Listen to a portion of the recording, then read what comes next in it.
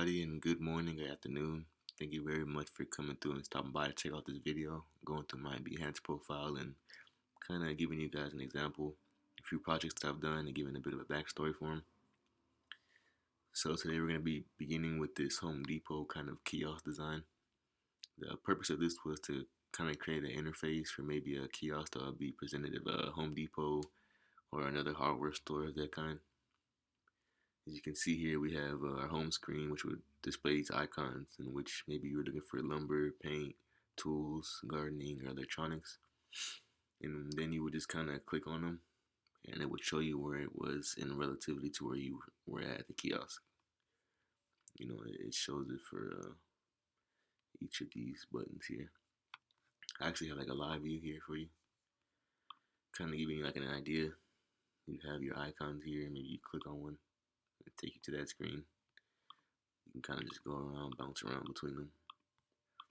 You can go back to your home screen, and if maybe you wanted to actually look for a product in specific, you can click this search button here, and then it will take you to the actual Home Depot website here. So it'd be simple to use. Moving on here, we have our Aqua Excursions. This is pretty much just a poster created kind of to promote the Aqua Excursions Ocean Adventure. This is something that could be posted up in maybe theme parks, public streets. I actually have an example here for you guys, what it could look like when put out in public and show to everybody. Could bring in potential clients or customers, things of that nature. Moving on here, we have another poster done for Dharma Games, which its main purpose was to bring in new gamers. They were in an upcoming game with a new console, so maybe they're trying to get their name out there, spread word. And this is a way about going. So here's another example of what it could look like when put onto a poster, maybe put outside of stores, buildings, other things associated with the company.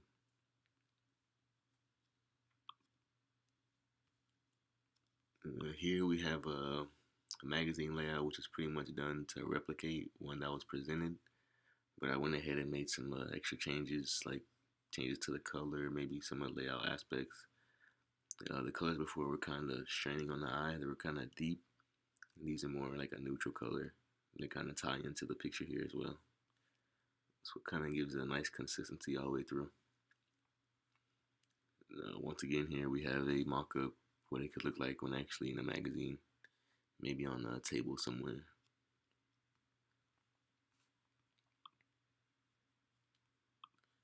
Moving on here, we have a main ingredient. Here's another magazine layout, but this one was created from scratch rather than like replicating another one. So here I just made a magazine from like a photo provided, as you can see here. Just took this photo and cut out the hand, used it for the magazine cover. Just basic layout all the way through, trying to fit in all the information and make it consistent. Trying to keep everything the same yet different.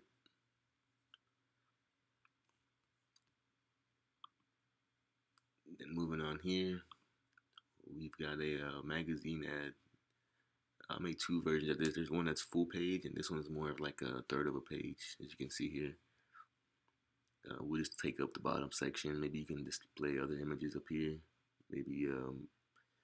Maybe ingredients, or who knows, a variety of different things. But it's giving a good idea of what it could look like in a magazine, maybe a food magazine or something of that nature. Here is the full page one. I don't believe this one has a mock-up, but you get a good idea of what it will look like from here. Just a real simple ad. We've got a nice contrast between everything. Really stands out. Here we have a package design for Cool Breeze fragrances. This will be just like a cologne or perfume. I wanted to go with colors that kind of represented a cool breeze, and the first thing that came to mind was more of a blue. Think of the sky and everything, the ocean. And below here we have a mock-up of what the package could actually look like when it was folded up. So you get a good idea maybe what it looked like on the shelf or someone's home. things of that nature.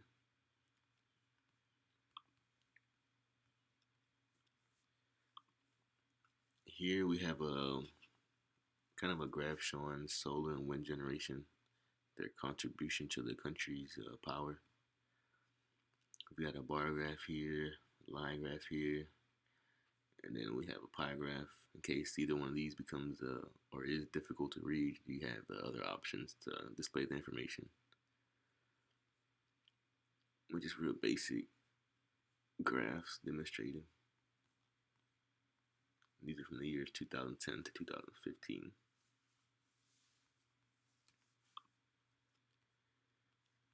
Here we have another graph which shows the world's internet usage. This first one here pretty much gives you an overall. This is people that actually use internet, and this is the general population.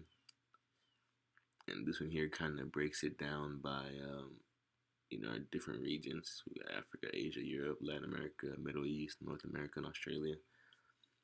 Just kind of breaking it down further to show you how much of the world uses the internet.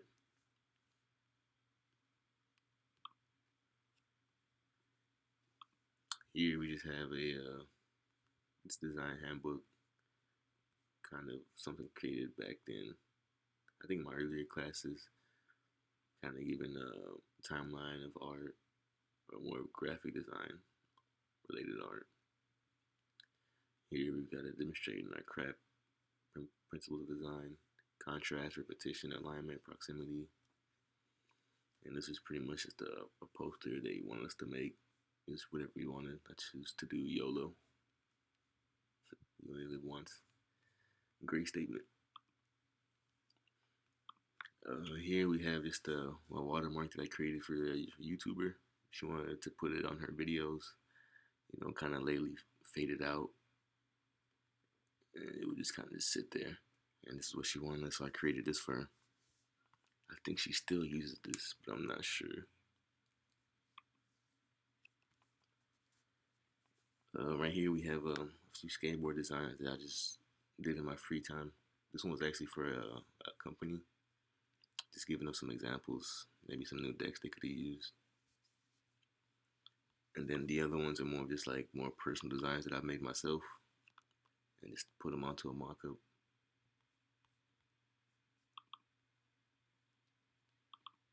Here's a vector illustration that I've done of myself.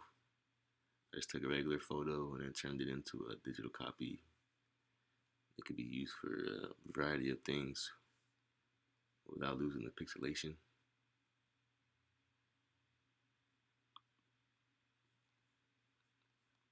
Here's the same thing.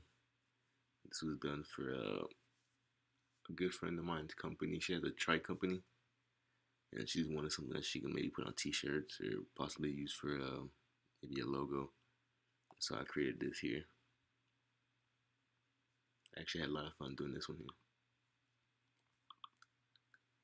And here's one of the first projects that I've done using Photoshop, just putting a variety of objects together. I began with the iguana, went ahead and cut it out around the edges. Then I put it onto a tie-dye background, in which I changed the color to a blue. So it kind of create contrast between everything else in the picture. Then I put the hat on him, and we added some smoke out of his nose to go with the cigarette that I added as well. I believe this is one of my first projects that I did, and it kind of surprised me how well I did looking back at it now, but yeah, that's pretty much about it.